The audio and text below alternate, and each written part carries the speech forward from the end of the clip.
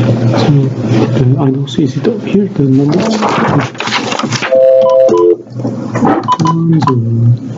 1037.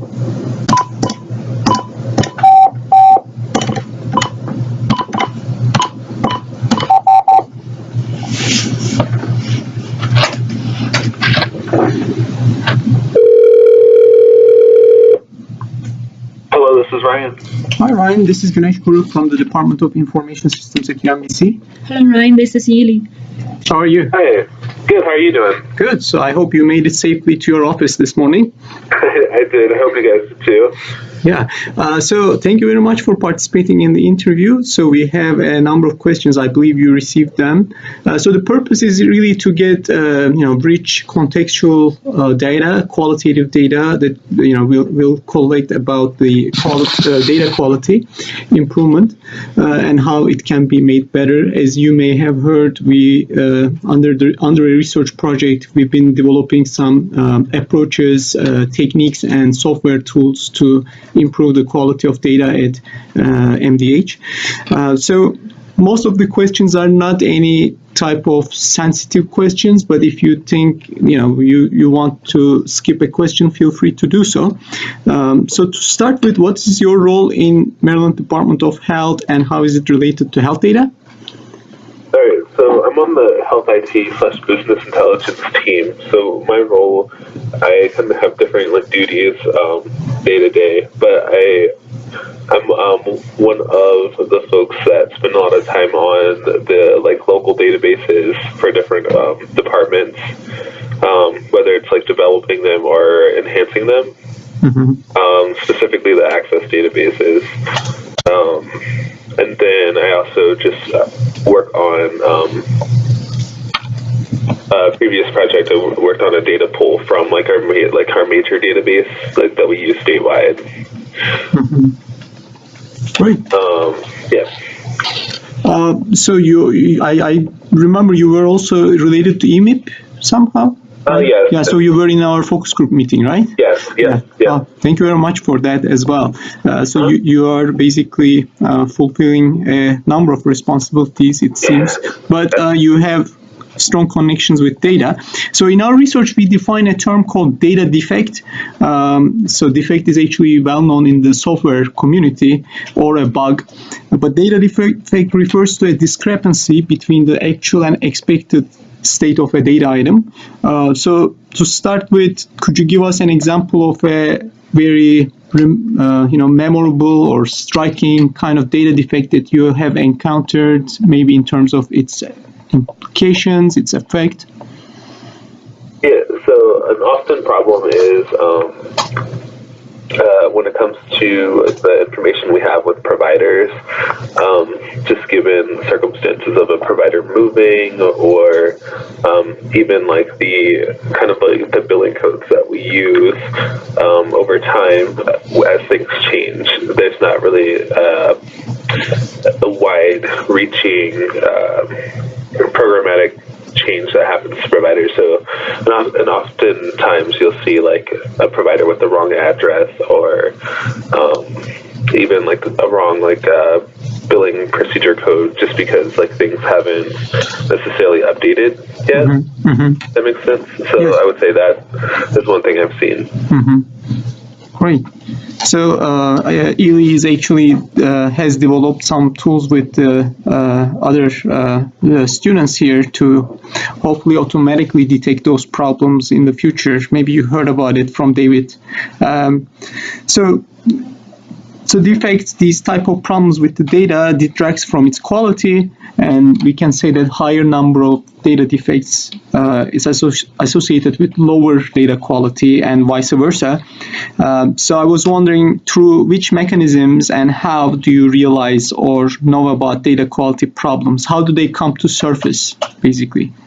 Well, in my role, a lot of them are brought to my attention either from people in other departments that were working with a provider and noticed an issue.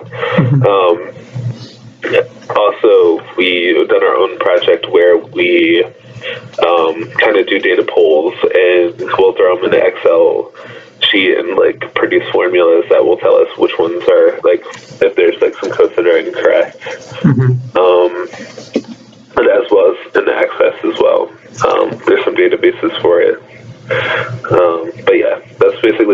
my end. So the others who tell you about data problems, who are they and which departments do they work for? So I would say, basically they're kind of the heads of, I couldn't tell you off the top of my head, but in OHS, so the Office of Health Services, like all together. So whether one example is the Healthy Kids Dental Program, which I'm probably butchering the actual title because I don't work with them too often, but I did actually go speak with them last week on some issues that they had. So yeah, it just depends.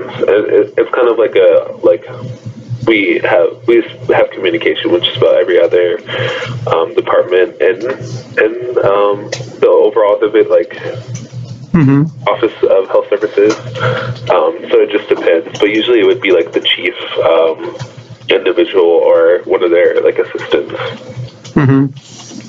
So the chief individual or his or her assistant calls you up when there are problems with data. Yeah. Okay, great.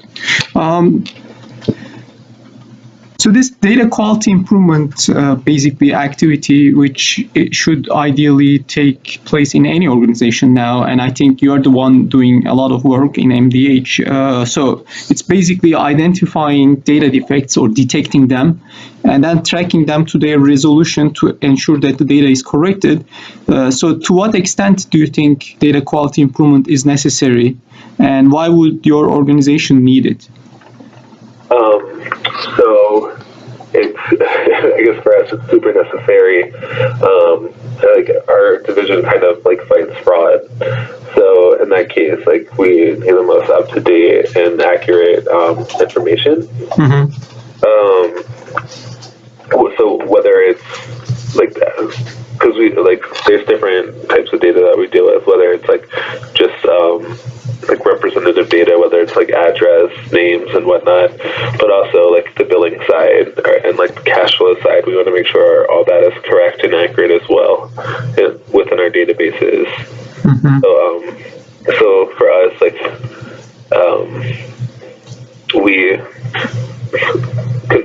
we do our best to kind of make sure that data quality is there, so can kind of reach our goals. But like I guess in our roles, we every day try to come up with whether it's EMIP or just even like the local access databases. We continue to try to keep up with the data. Yeah. So if I hear you correctly, there are basically needs, operational needs, right? So basically day-to-day operations may be affected from data quality. So how about with the increasing volume of data everywhere, and now there is more push towards data analytics in any organization. I think yours is one of them as well. Do you think, to make better programs in the future or plan better interventions, people want to use data, but they cannot use it because of these problems? I mean, in addition to the operational needs you describe, you fight with fraud and, Yeah. I think different types of software definitely help with like the operational needs and flow. Yeah. So how about the decision-making side? Or do you think data quality can affect or detracts from the quality of decision-making now? So yeah, I think in terms of decision making, I think the data quality, like as it improves, it definitely helps guide the decision making process. The one thing I have noticed though is sometimes just numbers alone don't really capture the full picture of what's going on behind like our beyond our walls or like in our building. Just like when you when you're in contact with a medical provider, all you have is the data that you have on your side, and you're left to using just that to kind of make that decision how you're going to interact with that provider. So yeah, of course, yeah. So what are the most time-consuming issues occurring because of data quality problems? And I'm not talking about the data quality improvement itself, like in the field, what are the time-consuming issues? Gotcha. So the time-consuming issues would be sometimes like there could be like a miscommunication because we're looking at different data. And kind of going back, whether it's miscommunication with I feel like miscommunication with an external actor or individual would be more time consuming because you have to figure out, what went wrong. Whereas internally, it might not be as time consuming, but I would say that would be one issue that I've seen, but that's all yeah. So I was wondering if there are, for example, basically activities that are repeated because the data is not. That's what you said. Yeah. Yeah. So, one part of my job too is to process requests from different chiefs of different divisions to actually update the data. And we've implemented a new ePrep system to help solve the issue because it allows the actual provider to just log in their own profile and update their address in real time. But that's something that we continue to do, and that's part of my job is to help keep up with the data quality issues. That makes sense. So yeah. Generally speaking, time-consuming problems are also consuming dollars, but also sometimes it's useful to specifically think about dollars because, there may be some more costly things that are problems that are caused by bad data. So if we take that perspective, which is the cost perspective, what are the most costly issues occurring because of data quality improvement problems? Data quality problems. I would say that I don't have a good answer for that one.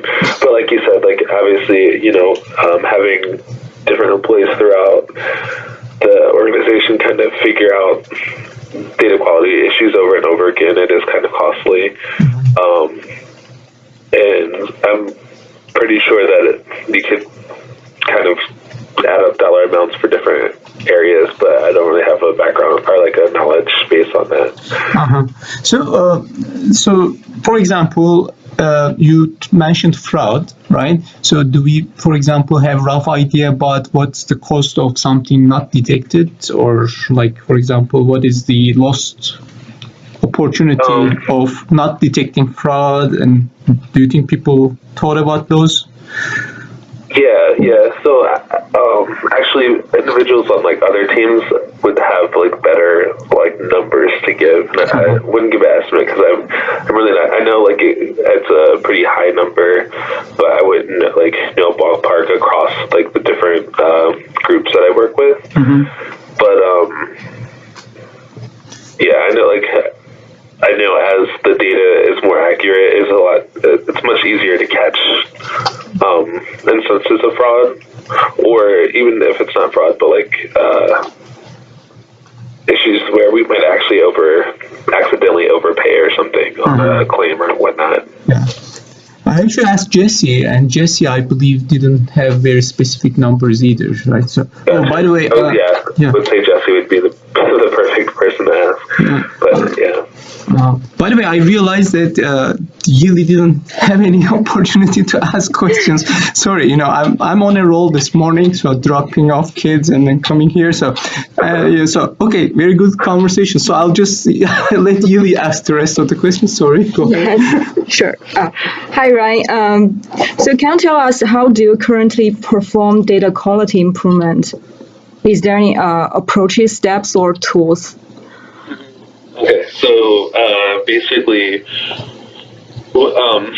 one thing is just general communication with providers that say this is there's something wrong, either with me trying to process a claim through you guys and there's no money flow, then we try to figure out what's going on. So we'll see if there's a data issue there. So general communication with providers outside kind of helps track the issue. which is quite hard because of the amount of providers in the state of Maryland, and just the general amount of information coming from each provider. So that's a very loose or not so accurate wide net of catching data issues. We also do have our own smaller databases to try to figure out different parts of the data. So whether it's procedural codes that we're able to mark down for a provider, we'll try to make sure those are accurate. And we sometimes will do a comparison to the national NPI system because that tends to be more accurate, because I think that's a yearly update in terms of getting information from providers, but I could be wrong.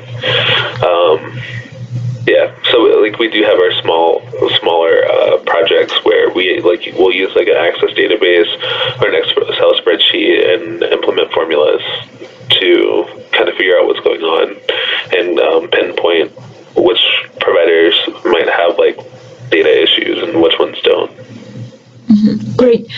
Is there any documents about the guides of those approaches?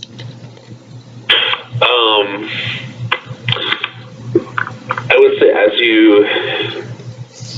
good question. So I don't.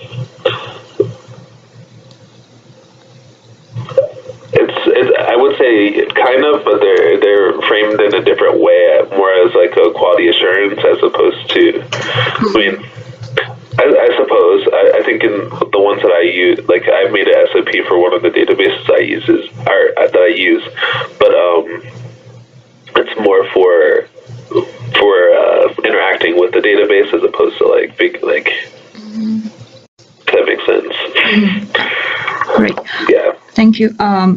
Then, what are the most important and recurring day-to-day problems associated with data quality improvement, according to your experiences?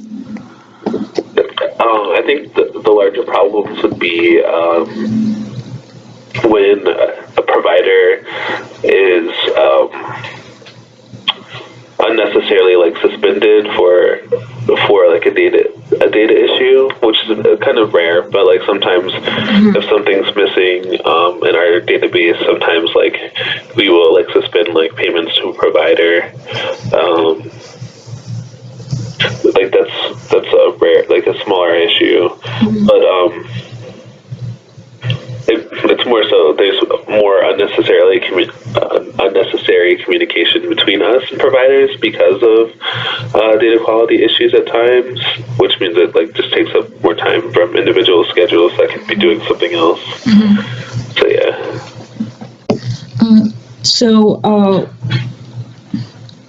So when it comes to the procedure that you make improvement on data, is there any day-to-day problems that you encountered with?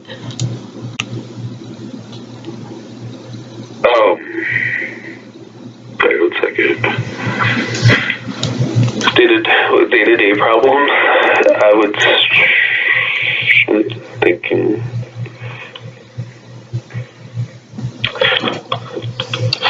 I would say that there's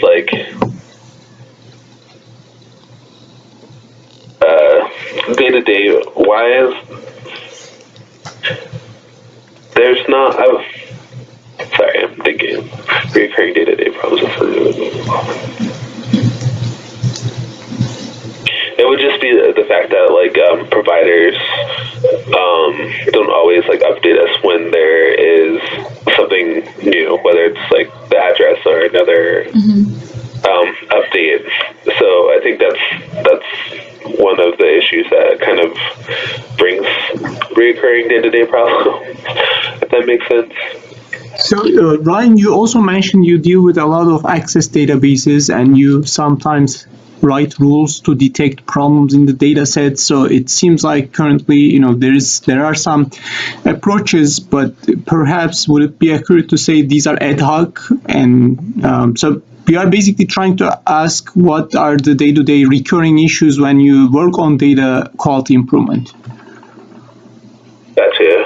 Okay, so I would say sometimes it would just be like the communication between us and the individuals that do process like ad hocs. Uh-huh. Yeah, because I've only personally worked on one all the way through, and I noticed that there can be,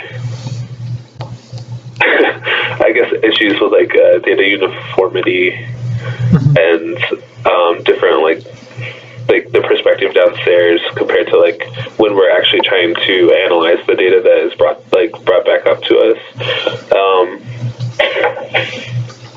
Yeah, but I'm trying to think. I have a good way to like conceptualize. But yeah, I would say it's just we would. In my case, I had to go back and forth with the folks that ran the ad hoc because of the fact that there's not a consensus with some data uniformity.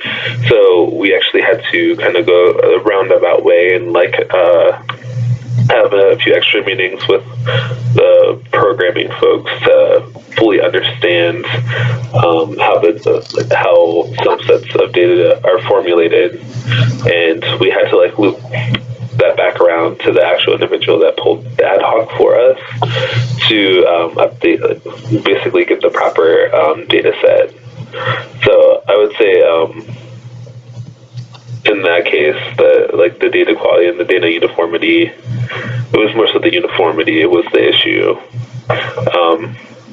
And basically it was calls for much more communication across like us and then the programmers, and then going back to another programmer that didn't know what the other programmers were doing, if that makes sense. Mm-hmm. But yeah. So the data uniformity may mean, for example, same data items may be referred to by using different names, and sometimes the names can mean different things to different people. So that's there are no standards. That's what you're saying. Well, in the case that I'm talking about, it was more so so it was like in our system, in our main database system, we can pull up a screen and we can like look at the claim that was submitted by a provider, and there's different types of claims, whether they're like related to Medicare or if they're just like directly sent to us and processed straight directly through Medicaid. And sometimes they're processed differently, and the way that they are displayed in our database is different. And because we're using the old system from the 80s, sometimes you don't even know that there's a button that you should press to actually go through the complete claim. So that was the issue with my experience. Mm-hmm. So, yeah. Thanks. Then, what are the most costly tasks in the data quality improvement, according to your experiences? Gotcha.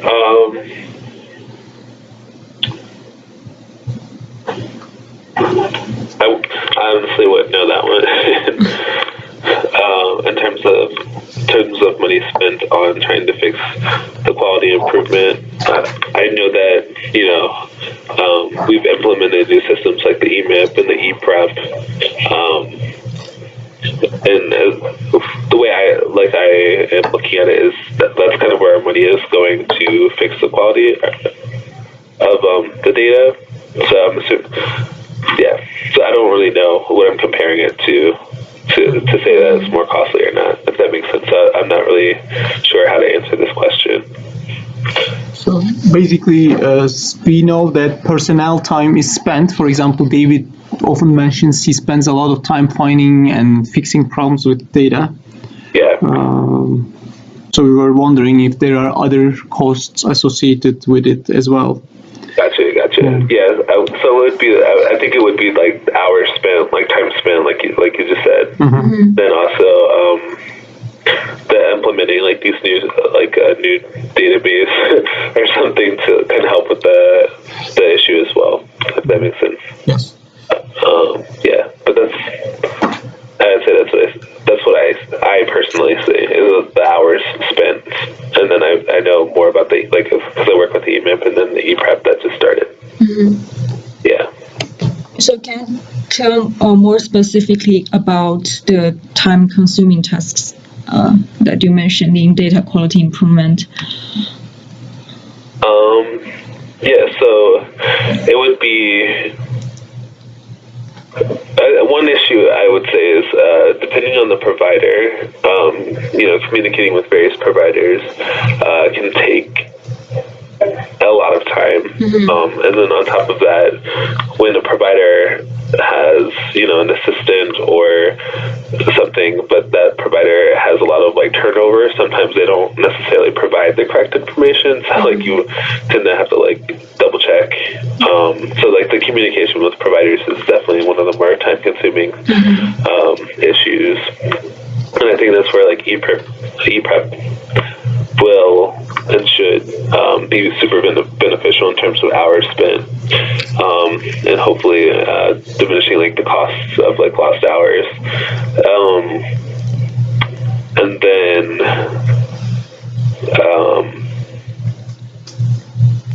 and then spending time I guess in my position,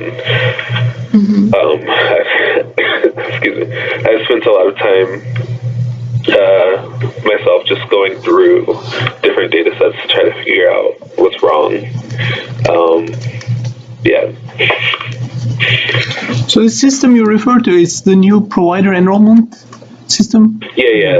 That's the new provider enrollment system that allows different providers to actually log into their own profile.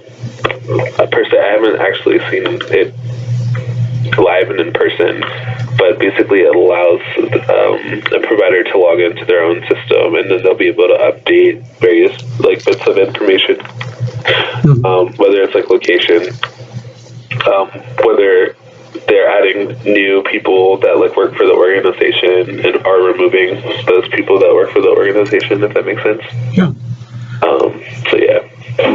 So I think your answers made me realize something. So this data quality improvement initiative or tools, procedures, they have an external component as well, right? So for example, we often think about this saying we are working on a collaborative organizational data quality improvement toolkit. Actually, Yili's proposal, which is this week, it has that same title, but maybe perhaps we should also include some external parties in this collaboration. Maybe they will be notified by saying their data is not correct. And do you think that is important? Yeah, I would say so. Yep. So providers are then in that case the most important external. It's the most important external party. Well, yeah, I would say there's different ways to look at it. So one way to look at it is is the information that we have, the bits of information that we have that are the same as the national registry. If there is some way to double check that. Because we actually do use NPES to actually go back and forth to double check data, especially if it's a provider that's one thing is to double check to make sure we're looking at a group versus an individual. We have to go to NPES. So incorporating some way to kind of check the data versus what the federal level has is something that would be beneficial, and cuts down on our marginal time of us reviewing different providers, if that makes sense. Yeah, so not only external, basically the human agents, but also some external other systems, basically, computer systems. Okay, yeah. So these are good points, very good points. Thanks. Go ahead. Then, what are the communication or collaboration difficulties in data quality improvement activities? I believe the communication with provider is one example. So, I would say, and because I'm not I don't have a direct hand in the new email or the ePrep system, I would say that, and it just started last month, I think. I think they're trying to work out the different kinks and getting the ePrep system up and running. And I know that there have been different difficulties, which I'm not familiar with, so I couldn't actually list the different difficulties. But I think I was able to bore you in our EMIP session, but one thing I did notice is sometimes having the database kind of keep up with the demand of both the providers and our side internally. So I would say, make sure I'm answering the right question. But yeah, so I would say kind of keep having our systems kind of keep up with whether we have a new piece of data that we're going to start holding on to because of a federal policy or whatnot. Having I would say having our systems being able to kind of keep up with this demand. Obviously, there's always would be a lag time, but to kind of diminish that lag time is always helpful. Yeah. Is there any collaboration difficulties within your group or your team when you do data quality improvement activities? Yeah. So sometimes there might be a mixed distribution of knowledge in terms of how to interact with information coming from our statewide database. But otherwise, I would say I haven't really seen much issue in collaboration, I guess, with people on my team. However, because we are such a large office, I know that sometimes there can be a lag in communication between different parts of the divisions. But yeah. Great, thanks. So in data quality improvement, what current activity can be possibly eliminated or possibly merged? Why would this be useful?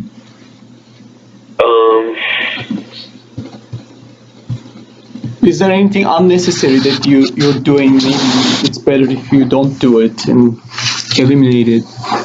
I get what you're saying. I would say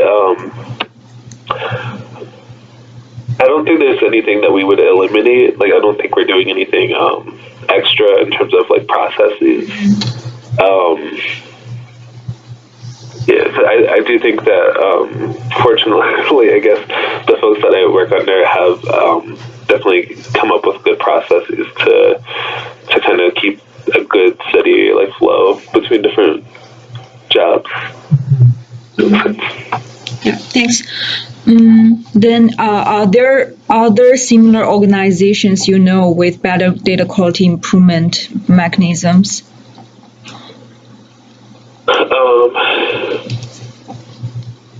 Actually, no. I don't know of any off the top of my head. Yeah. Yeah.